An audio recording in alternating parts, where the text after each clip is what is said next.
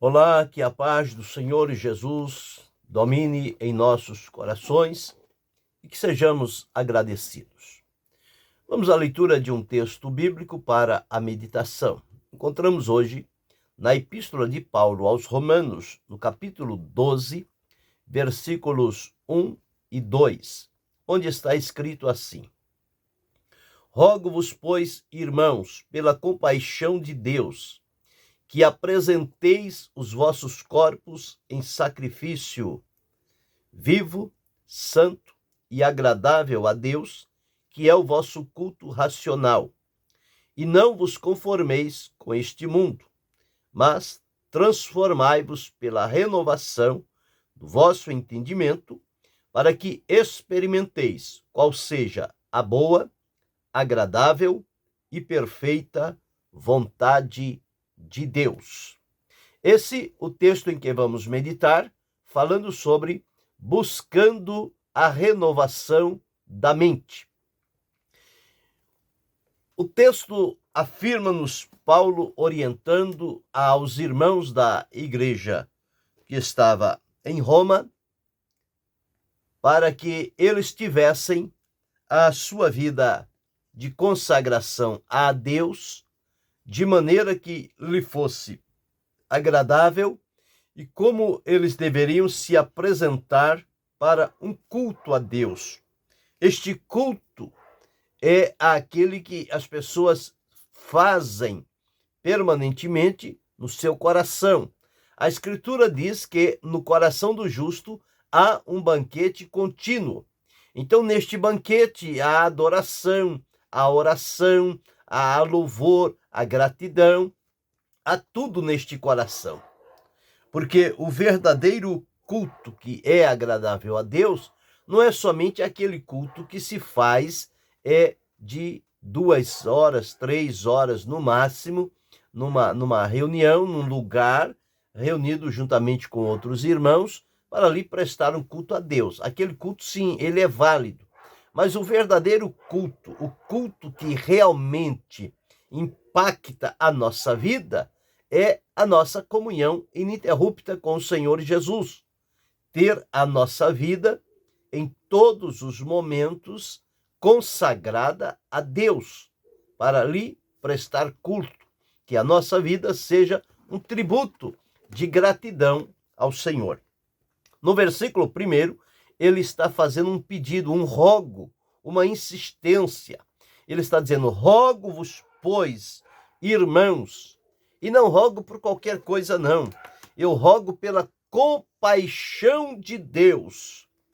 Deus, na sua compaixão, moveu-se em nosso favor, alcançou-nos por redenção através de Jesus, o seu Filho, que se ofereceu, e nós agora pertencemos a Ele.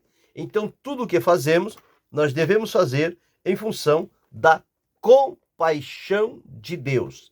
Deus, ele se compadece de cada um de nós.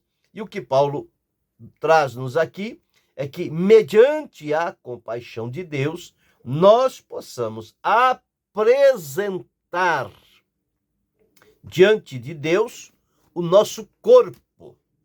Este corpo com o qual nós vivemos aqui no mundo, nós devemos oferecê-lo a Deus. E ele diz-nos aqui, oferecer a Deus como sacrifício vivo, sacrifício santo, sacrifício agradável a Deus, que na síntese significa o nosso culto racional, ou seja, aquele culto com entendimento. O culto racional, ele passa pelo nosso entendimento.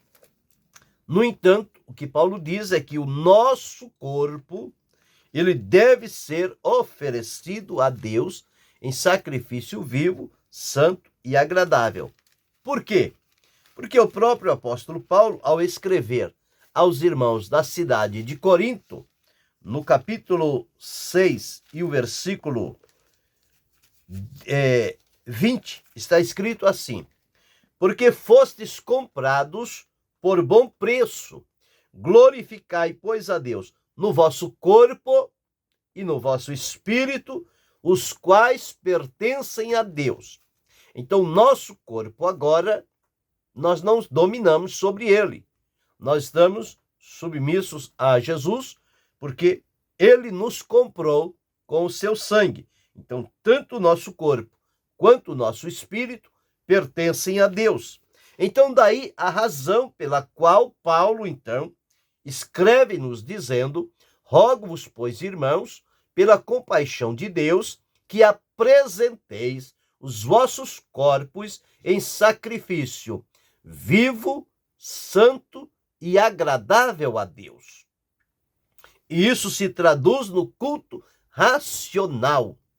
Então, este corpo precisa estar numa condição que ele seja recebido como sacrifício, que nele não haja impureza, mas que seja um corpo santificado, e que este sacrifício, esta apresentação que fazemos da nossa vida a Deus, ela seja também agradável a Deus, ou seja, que seja do agrado de Deus.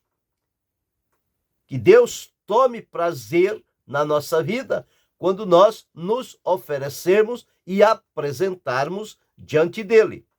Mas o versículo 2, ele vai nos dizer como isso pode se tornar possível.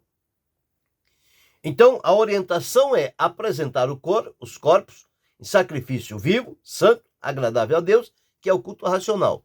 Agora, como é que vamos fazer isso? De que forma?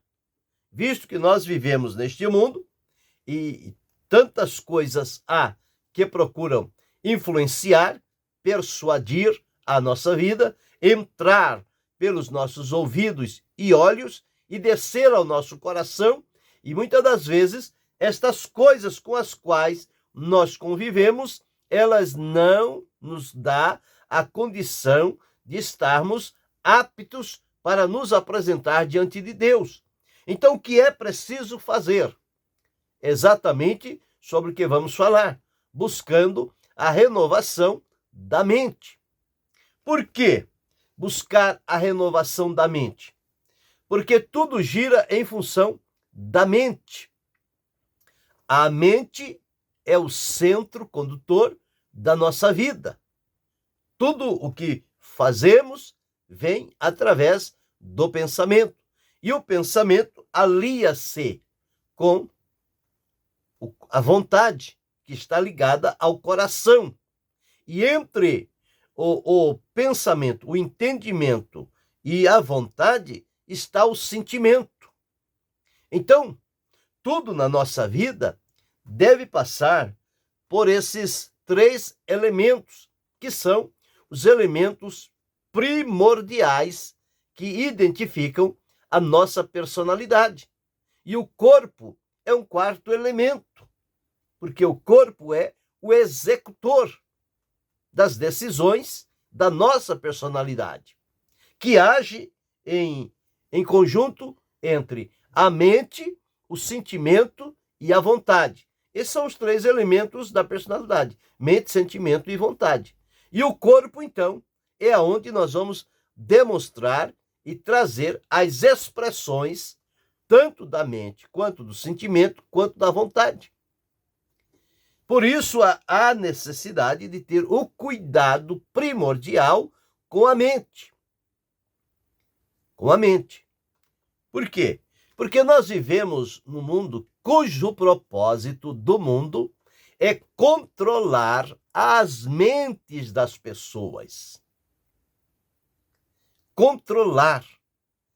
Colocar elementos com que as pessoas percam a sua liberdade de usar a sua mente da melhor maneira possível, e no pedido de Paulo aqui de apresentar como um culto vivo, santo e agradável a Deus, e procura nos dissuadir e encher a nossa mente com outros tipos de pensamentos que vão impactar tanto a nossa vontade quanto o nosso sentimento, e isso vai nos desviar do propósito de servir plenamente, ou seja, 100% a Deus e cumprir a sua vontade.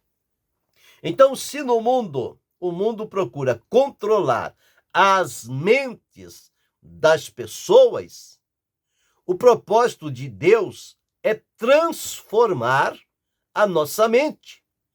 Mas por que é que a nossa mente precisa ser transformada?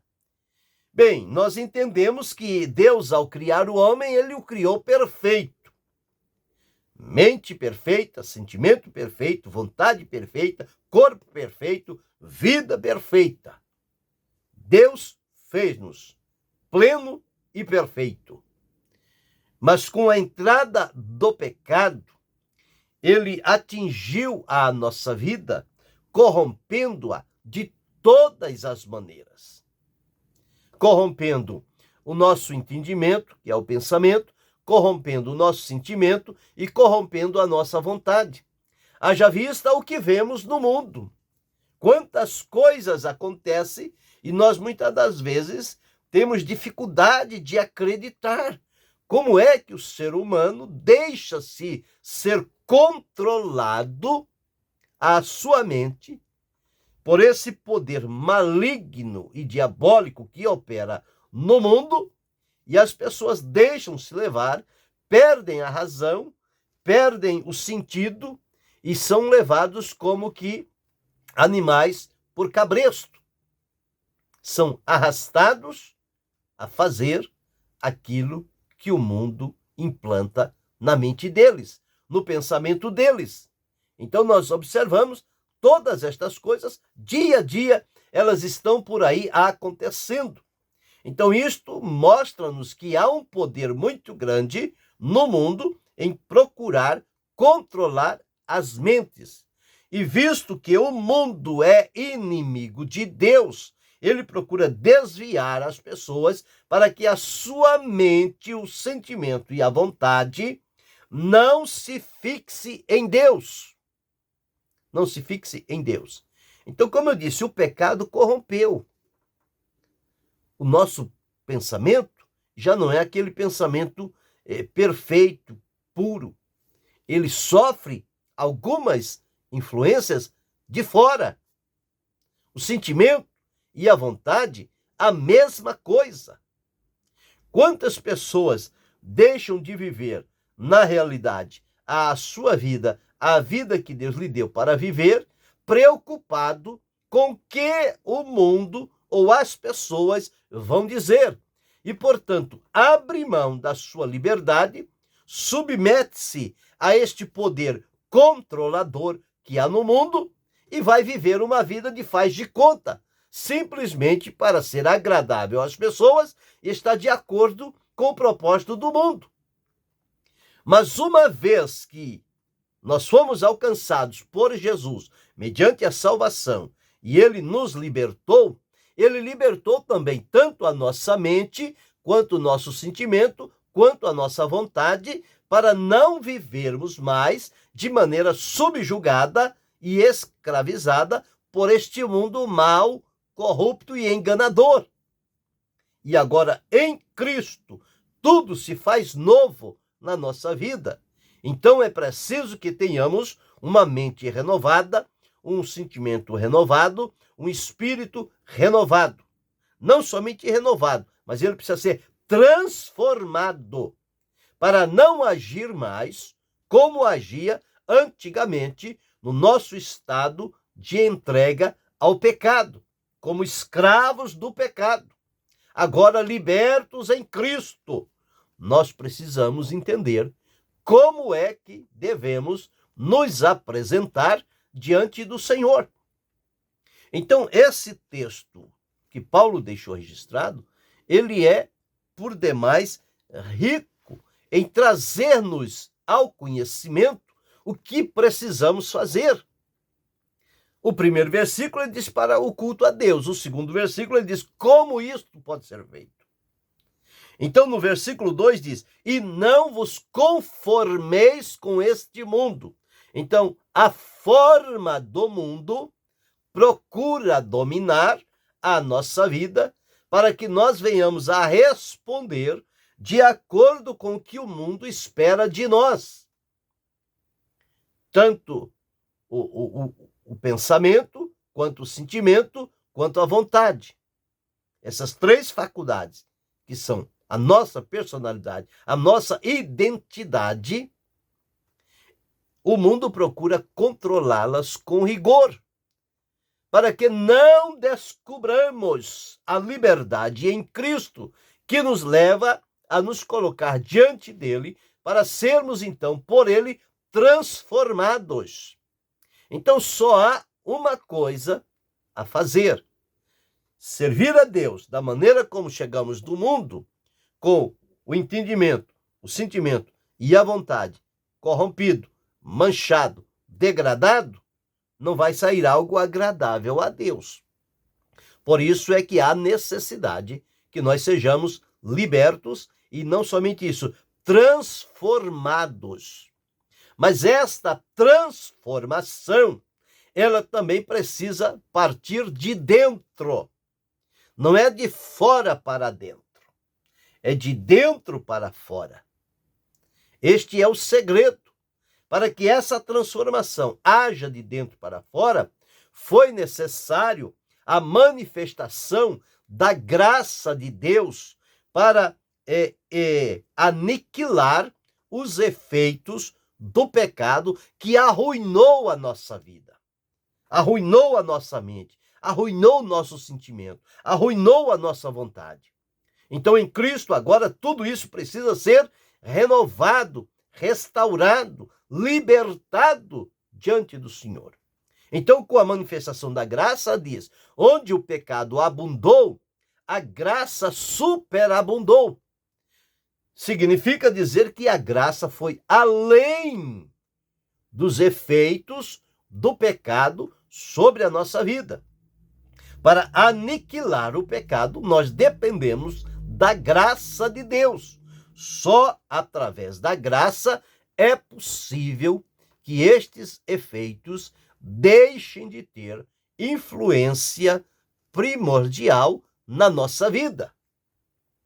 Então, o que Paulo diz é: não vos conformeis com este mundo, não siga a forma, não aceite o modelo do mundo, não viva pela imposição do que o mundo coloca diante de nós. O intuito do mundo é nos controlar, e neste controle ele quer nos tirar da presença de Deus. Uma vez que nós já fomos libertos deste poder controlador no mundo, e agora estamos debaixo do poder do Senhor Jesus, que nos torna livres e libertos para servi-lo com alegria, gratidão e voluntariedade, nós então precisamos atentar para o que diz a palavra de Deus. Então, esta mudança, ela deve ocorrer em nós de dentro para fora. E isso devemos fazer ao entregarmos a nossa mente diante de Deus, entregar-lhe também o sentimento e a vontade, porque eles trabalham no conjunto. No conjunto, a mente, o sentimento e a vontade. Quer dizer, o pensamento, o que sentimos, a nossa reação, e o coração, que é de onde emana a vontade. Então aqui ele diz o seguinte: não vos conformeis com este mundo, mas, tenho mais aqui, transformai-vos. Transformar. O que precisamos não é de reforma, não é de melhora, não é de algo aparente, é uma transformação, é mudar totalmente o centro controlador da nossa vida e não abrir brecha para que o poder do mundo para controlar as mentes venha nos dominar. Então ele diz o seguinte: mas transformai-vos pela renovação do vosso entendimento. Entendimento está ligado a pensamento. Então nós precisamos dessa transformação. Nós só vamos conseguir experimentar a vontade de Deus depois de passarmos por essa transformação radical, completa, de dentro para fora. Primeiro transforma-se o interior e depois as nossas expressões no exterior, elas vão identificar que o centro da nossa vida foi transformado pelo Senhor Jesus Cristo. Aí está o poder do sacrifício de Jesus de transformar o nosso entendimento, o nosso sentimento e a nossa vontade a agirmos de tal forma que sejamos agradáveis diante de Deus, possamos oferecer a Ele um culto como um sacrifício vivo, santo e agradável, e como resultado disso, experimentarmos na nossa vida a vontade de Deus. Então, olha o que Paulo escreveu. E não vos conformeis com este mundo, mas transformai-vos pela renovação do vosso entendimento. Bem, uma vez que nós fomos comprados, conforme eu li, por Jesus, comprados com sangue, e agora o nosso corpo e espírito pertence a Deus. Então a nossa personalidade agora é dirigida pelo Senhor Jesus Cristo. A mente, o sentimento e a vontade. Então nós temos que entregar todos aqueles desejos que aparecem na nossa vida, colocá-los em sujeição a Jesus Cristo, para que não sejamos enganados, seja por um desejo, seja por um sentimento, seja por um pensamento. Estas três áreas precisam estar totalmente debaixo do cuidado e da orientação do Senhor Jesus, para não sermos arrastados a um mundo de pecado e de perversidade e passar a viver servindo a Deus apenas de aparência, quando na verdade o pensamento é ruim, o sentimento é ruim, a vontade é ruim, porque está manchada, corrompida e degradada pelo pecado. Por isso há necessidade da conversão. Ninguém pode servir a Deus com alegria e com lealdade e fidelidade se não passar pelo processo da conversão. É preciso que haja a conversão. Na conversão há um aborrecer, abominar as práticas do velho homem, do homem no estado de pecado, com todas as suas mazelas.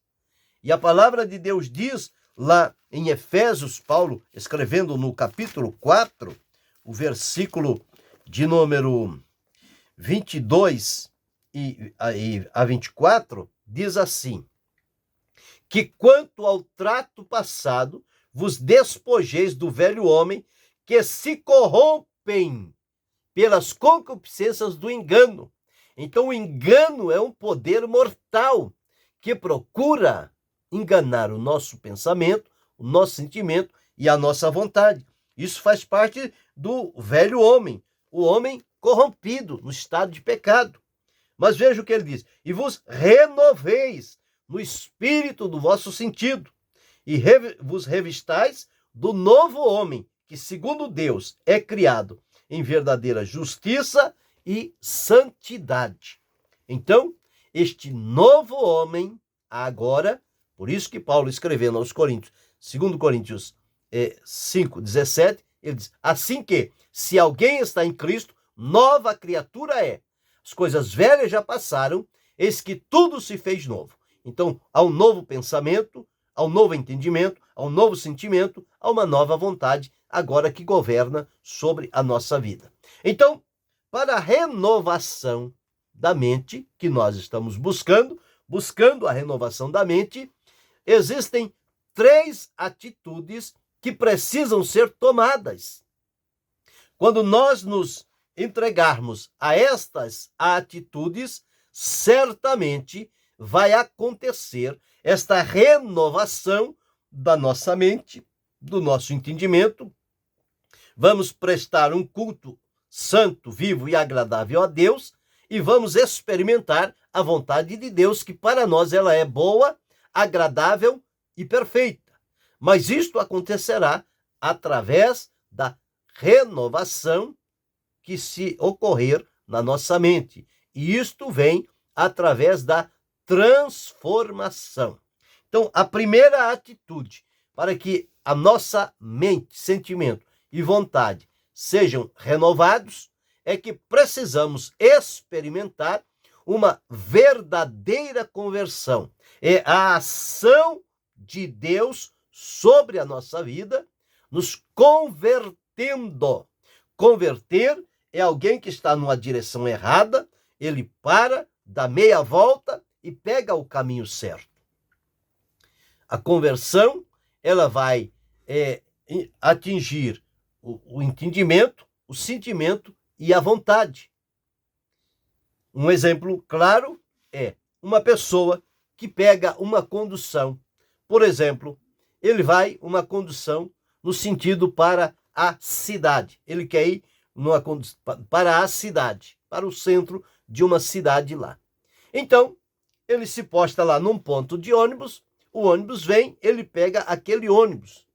Mas ele não se atentou naquele ônibus, ele achou que aquele ônibus iria para o lugar que ele desejasse ir.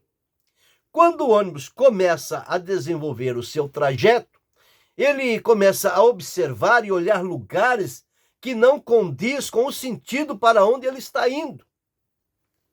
Então, ao invés de ele pegar o ônibus no sentido para a cidade, para o centro, ele pegou o ônibus no sentido para o bairro. Totalmente contrário. Ele queria ir para um lugar e está indo para o outro. Enquanto ele não descobre que pegou uma condução errada, ele vai muito bem. O pensamento dele está bem, o sentimento dele está bem, a vontade dele está bem. Mas quando ele olha e vê lugares diferentes e pergunta à pessoa, esta condução está indo para determinado lugar? A pessoa diz, não, ele está indo em direção contrária. Você pegou a condução errada.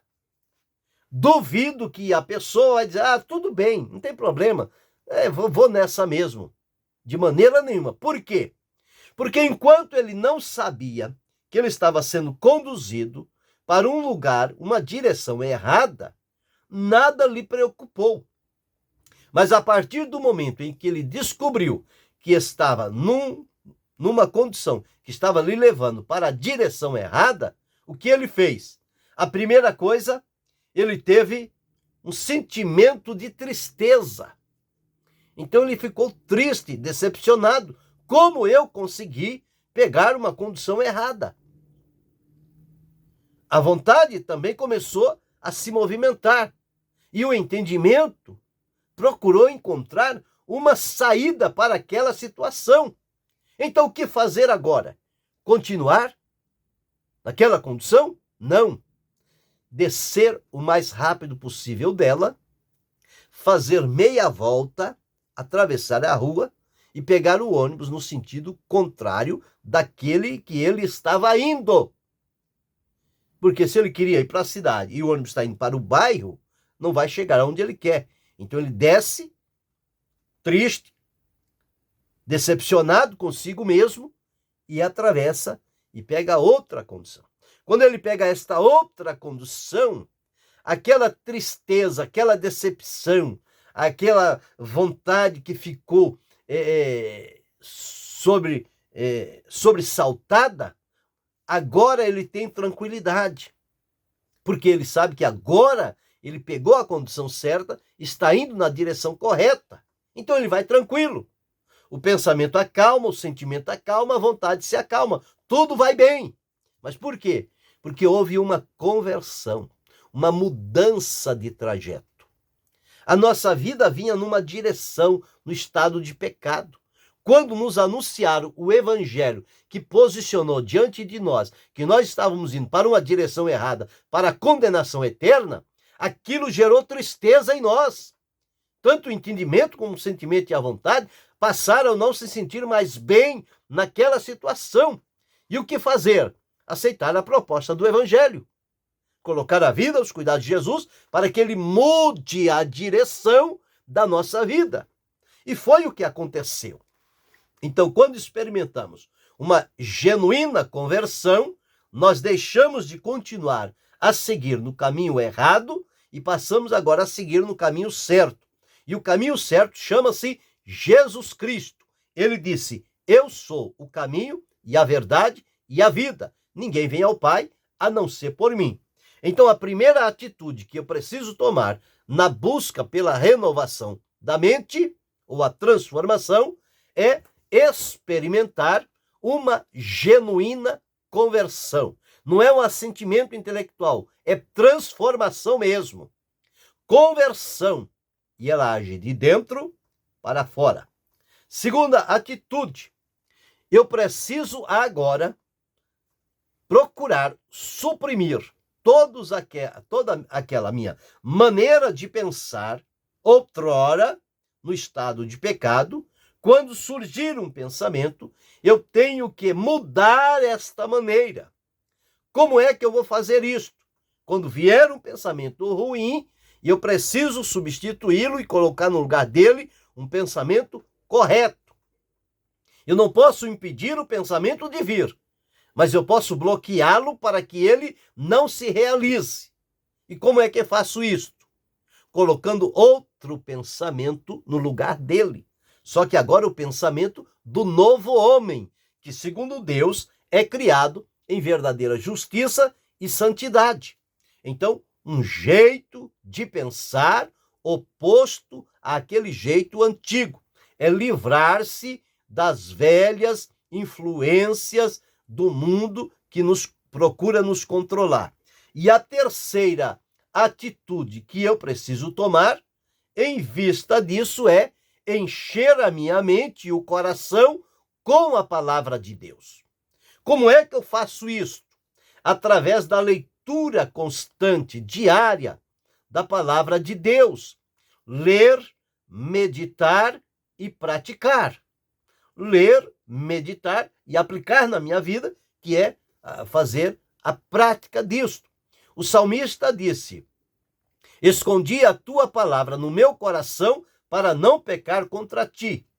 Primeiro, a palavra de Deus, ela vem, e à medida que nós temos contato com ela, o nosso pensamento alia-se com a palavra de Deus, ela vem ao nosso entendimento, e pelo nosso entendimento a palavra vai ao nosso coração. Então a nossa vontade agora passa a ser estabelecida dentro do propósito que há na palavra de Deus. E o nosso sentimento será agora de gratidão, de regozijo diante da presença de Deus, visto que estamos bem estruturados e transformados através do poder que há na palavra de Deus, para que a nossa vida não se conforme com este mundo. O escritor aos Hebreus disse que a palavra de Deus é viva, é eficaz, ela é poderosa. Há um poder maravilhoso na palavra de Deus. Quem se aplica a ler, meditar e aplicar a palavra de Deus na sua vida, ele passa por transformações diárias na sua vida, começando no pensamento, pelo sentimento e pela vontade. Então, uma vez que nós fomos transportados do reino das trevas para o reino de Deus, fomos transportados do estado de pecado para o estado de salvação, nós agora precisamos aprender a viver de acordo com esta nova vida que nos foi proposta e que ela tem impacto profundo sobre o nosso entendimento, sobre a nossa vontade, sobre o nosso sentimento. E que tudo isto no conjunto vai levar o nosso corpo agora, orientado e dirigido por Deus, vivendo de maneira transformada, a se apresentar diante de Deus como um sacrifício vivo, santo e agradável, que é o culto racional. Uma vez que eu fui transformado e agora tenho autorização e acesso a Deus para lhe oferecer este culto santo vivo, santo e agradável, eu vou experimentar a vontade de Deus também para a minha vida. E que esta vontade é boa, é agradável e é perfeita. Então veja a necessidade que temos de buscar a renovação da mente e não deixar ela ser levada pelo poder controlador que há no mundo, mas que sejamos transformados pelo poder de Deus. Então está aí como buscar esta renovação da mente. Com 3 atitudes. Primeiro, experimentando uma genuína conversão, é o encontro pessoal com Cristo. Segundo, procurar pensar de maneira contrária à maneira como pensávamos antigamente. E terceiro, encher a nossa mente e coração com a palavra de Deus. Com a palavra de Deus. Quando a palavra de Deus tiver lugar no nosso coração, no nosso entendimento, o nosso sentimento vai sentir-se muito agradecido e o nosso corpo não será penalizado, porque ele estará sendo oferecido em sacrifício a Deus, que se traduz no culto racional, culto com entendimento, culto que oferecemos a Deus, sabendo que temos o acesso livre para chegarmos à presença do Senhor. Medite sobre isto. Busque em todo o tempo a renovação da mente, experimente a vontade de Deus para a sua vida. E que Deus continue abençoando-nos em Cristo Jesus, não só hoje, mas para todo sempre. Amém.